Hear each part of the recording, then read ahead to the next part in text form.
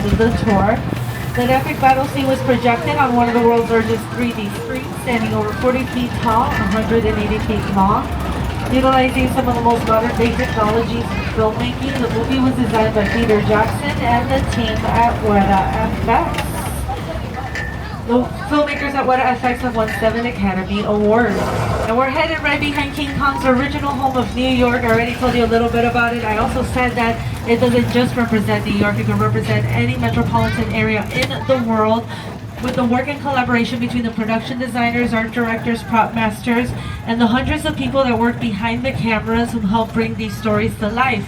For example, they recently dressed it up to look like downtown Boston in 1993 for Ted. Yeah, 1993, a period piece. They even added street phones. Remember the payphones you put in a quarter to make a call? Some of you do. For others, it's vintage. Check this out. Hi everyone, Seth MacFarlane here, and I'm excited to share with you a behind-the-scenes look at my Peacock original event series, TED. It's a prequel series set in 1993. That means our skilled craftspeople had to build a high school, a house, and even recreate downtown Boston as it looked back in the day, using exterior sets and facades that you're about to see on the tour. But I should warn you, TED is intended for mature audiences only. So grown-ups, tell the kids to go in the other room before you watch. Oh, come on! Now, King Kong's considered to be a movie monster, and Universal invented the horror movie genre. Yes, we did. Look to your right, you're seeing a beautiful mural painted by artist Tristan Eaton, paying a tribute to our classic monsters. But coming up on the left, you're going to see some sound stages. And 3031 here, you'll see the big V for The Voice. Yes, that's where they filmed The Voice. They're on season 28 of The Voice. And then right across is 3233, currently home to the comedy Happy's Place. I show you the preview with Reba McEntire. And Reba's back on The Voice this season 28 as a coach, alongside with Now Haran, Michael Bublé, and Snoop Dogg. Hey there, Studio Tour. I'm Snoop Dogg from The Voice. We tape our show right here in stage 30 and 31 in the heart of the Universal Backlot. These state-of-the-art sound stages allow us to bring every round of our show to life, from the blind auditions to the live finale, and everything in between. Make some noise! We know what America wants. Bring the socks, baby! Yo, now, you see the underwear I'm wearing. Well, folks, we've been through way too much already, way too much. I need a vacation. I think y'all do too. Y'all looks like it. Let's go to the beach. Who wants to go to the beach? All right, put your hands out, folks. Forget it. The beach is closed. Unbelievable. I'll tell you why they closed down the beach. This great white man-eating shark terrorized the waters of the beach. Don't worry, folks. They caught the shark.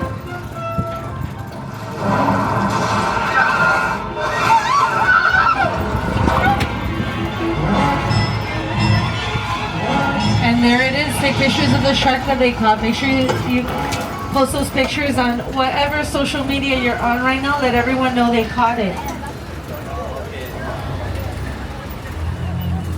Oh no, don't take pictures of the swimming shark, folks.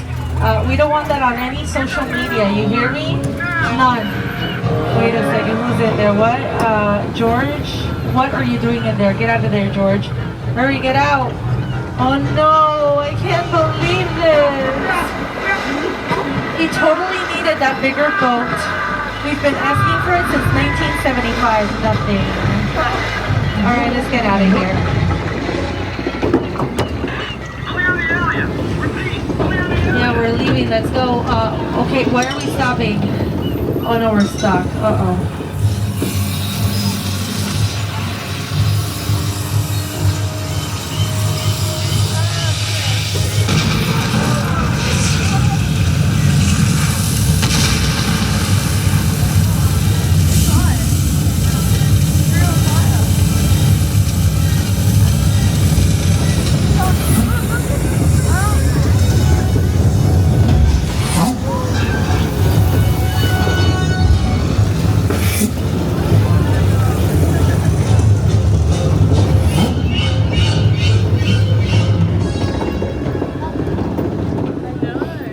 Well, as you see there, that shark is working. Although while they were filming the movie, it hardly worked at all. In fact, it even sank to the bottom of the Atlantic Ocean. The production crew was calling the production flaws instead of Jaws because the shark wasn't working. And the director Steven Spielberg named the shark Bruce, the same name of his attorney. But from a practical shark to a practical set, we're on our way to Old Mexico, where we're going to show you how weather effects are made in movies. Welcome to Old Mexico.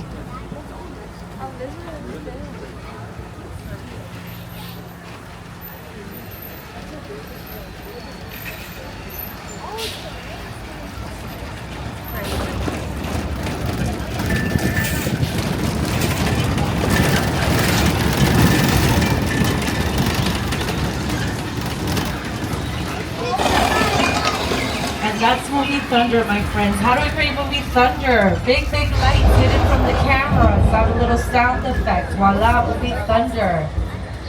How about the movie Rain? The movie Rain falls out of sprinklers that are hidden from the cameras. A Hollywood illusion. And guess what, folks? You're in luck because I'm a movie director. I know how to take care of this with one word, and that word is cut. Okay, why don't y'all help me out here? Say one more time with me at the count of 3. Ready? 1, 2, 3. Cut! Okay, Fernanda, that didn't work. But it didn't work because we're in Mexico. Let's try it in Spanish. Corte! Alright, help me out, everyone. 1, 2, 3. Corte! Oh no, wait, what do we do?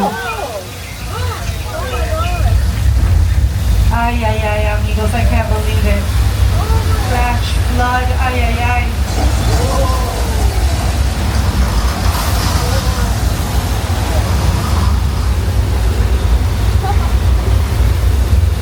Let's see how the camera captures that moment. A big fat liar.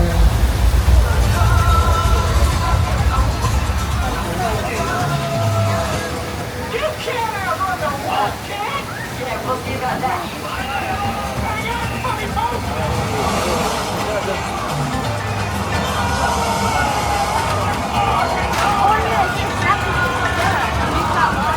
We're gonna say adios to Mexico and howdy to 6 Points, where all the famous Western stars used to roam around. And movies like Sony's Once Upon a Time in Hollywood with Brad Pitt, Leonardo DiCaprio, directed by Quentin Tarantino, shot here. A24's Maxine with Mia Goth, to name a few.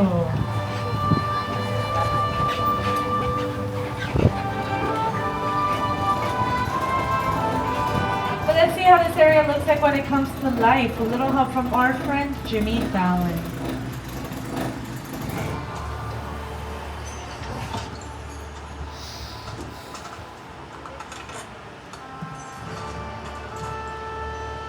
This town ain't big enough for the both of us, Jimmy Fallon. Well, I ain't going anywhere, Jimmy Fallon.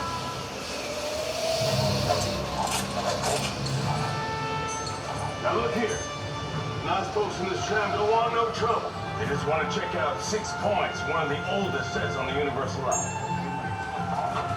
I hear this where John Wayne and Jimmy Stewart shot a few of their westerns.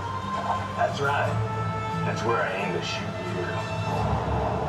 Looks like we got ourselves a Mexican standoff. Lucky shot. Now what say you mount up and get out of town while they're getting good? All right. Well, I'll see you again, fella. Or you can count on it, pal. Now get.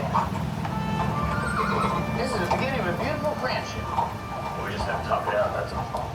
Our tour is approximately at the halfway mark. I just want to remind everybody to stay seated during the entire tour. The studio is private property. If you drop your phone or just can't wait to use the restroom, pull the red cord to get my attention. I'll be back to assist you, but do remain seated on the tram. Alrighty, folks, we're going to be headed back up towards Amity Island. Here's the director of Jaws, Steven Spielberg. The Jaws ride was almost the inevitable result of the size of the box office when Jaws first opened in June of 1975. And that was really the first time I ever got involved in the creation of a ride. It was a great honor to be invited into a creative circle of tremendous designers at Universal that were trying to figure out how to replicate what the movie had done to audiences in a real way by building a physical shark that would come out of the water and terrify tourists as they were sitting in the tram. And the most amazing thing about the Jaws ride is it is exactly as it was from the time it was first placed on Universal Lot. There have been tweaks, of course, over the years, but it is essentially what the designers and myself all envisioned and created.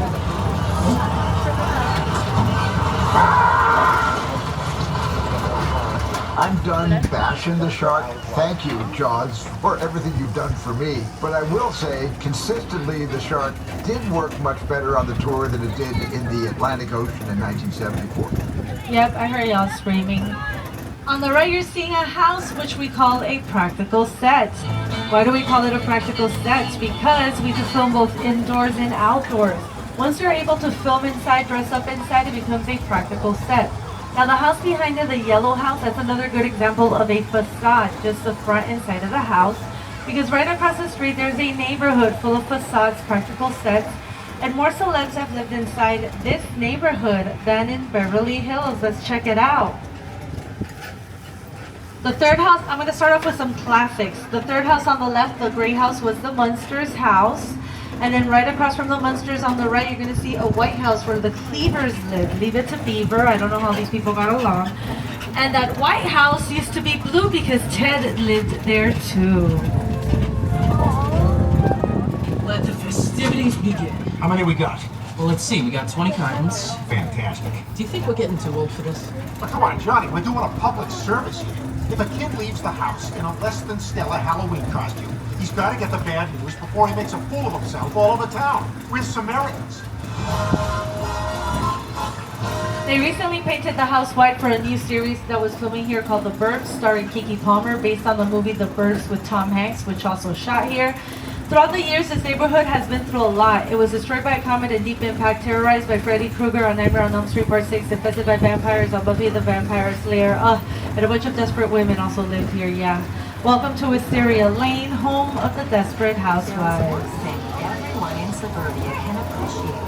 It's a good name.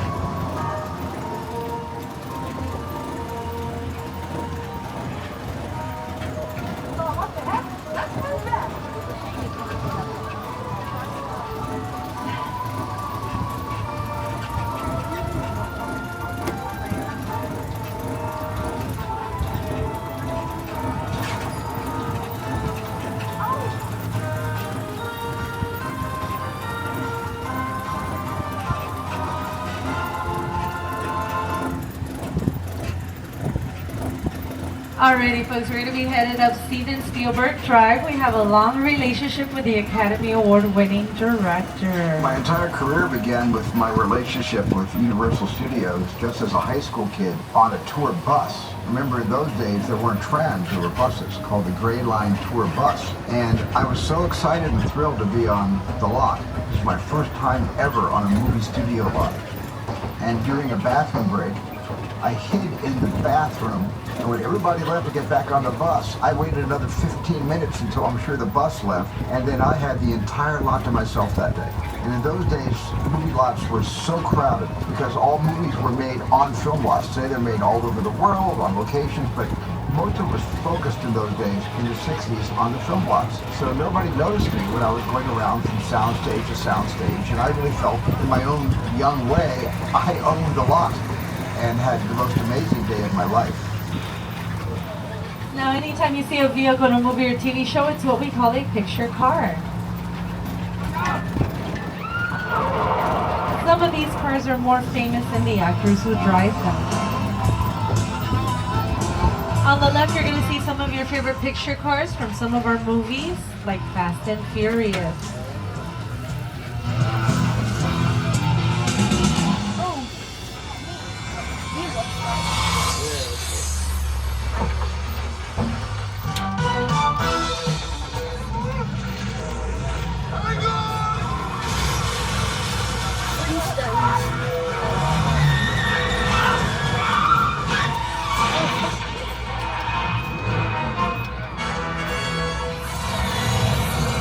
But it was a road just like this one on a dark and drizzly night. A young woman named Marion Crane was escaping authorities after stealing $40,000 from her boss. She came to this motel, had 12 rooms, 12 vacancies, We all go a little mad sometimes. was attended by a man named Norman Bates. The rooms are all vacant today. If anyone needs to take a break, a shower, whatever, we're getting closer to the Psycho House. Guess who still lives there? Mother. She's usually seated by the top window, keeping an eye out on her son, Norman Bates. Oh, look who's visiting, her son, Norman Bates. Why, hello, Norman. So nice of you to finally visit your mother. How sweet. I should have Hey, stopped Norman, maybe you can hook us up with, a great deal and Mom, slash some prices at the Motel Stay tonight. What are your thoughts? What are you doing? Not like that, Norman. No, put it away. What are you doing? This is a family-friendly tour, Norman Bates. That's rude. Unbelievable. Wait a second. What happened here? Disaster struck in War of the Worlds, directed by Steven Spielberg, starring Tom Cruise. What we see here is a real 747 they destroyed for this scene. The airplane crash set is a perfect example of a set that is all designed around a vision that Stephen had. And so, yeah, to sit down to talk about the War of the World, I thought, what if the 747 goes down right in a big neighborhood? Because it's just something you don't see. You're doing good. You're doing good. Keep listen to me. Listen, listen, I want you to close your eyes, okay? Down closed.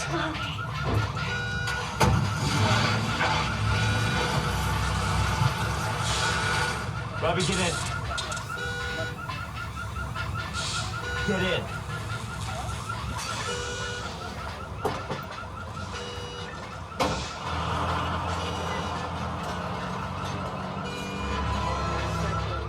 And Universal has been fortunate to work with generation-defining directors like Alfred Hitchcock and Steven Spielberg.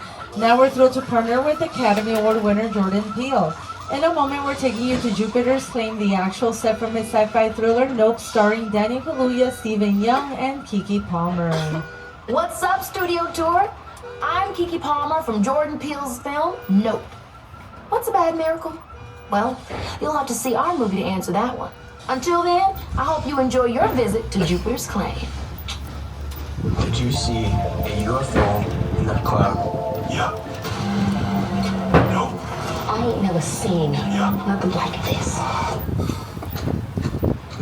And to tell us about the set is director Jordan Peele.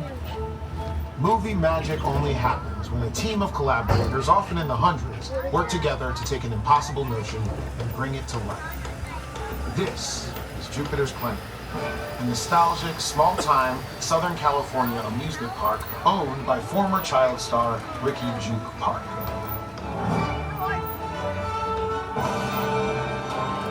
Over there, look into the winking well and have your picture taken just like the kids in that old 90s movie Kid Sheriff.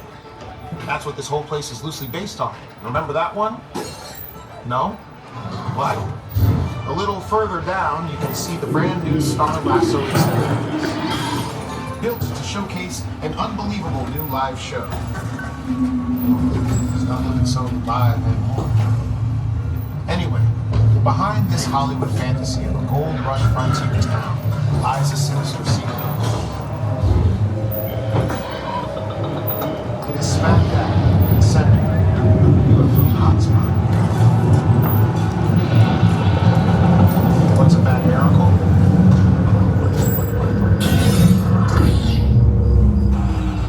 Welcome to the world of no.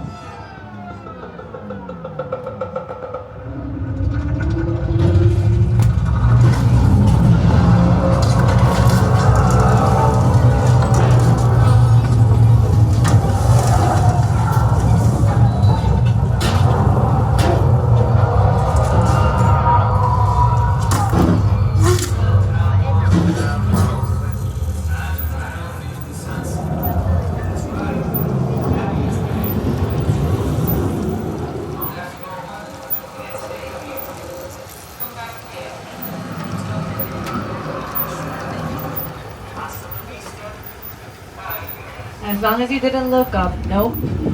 But hey folks, throughout the tour we've been showing you a few practical sets like the Jupiter's Claim set. Now I'm about to show you a different kind of set. If you look to your right, you'll see a big blue backdrop, represents different horizons and skylines. In front there's a lake. They usually fill the lake up with water. It could represent an entire ocean. It's called False Lake. Filmmakers use a blue screen or green screen when filming scenes that require special effects. And I'm going to show you some scenes from films I shot at False Lake so you see how we use this set for production.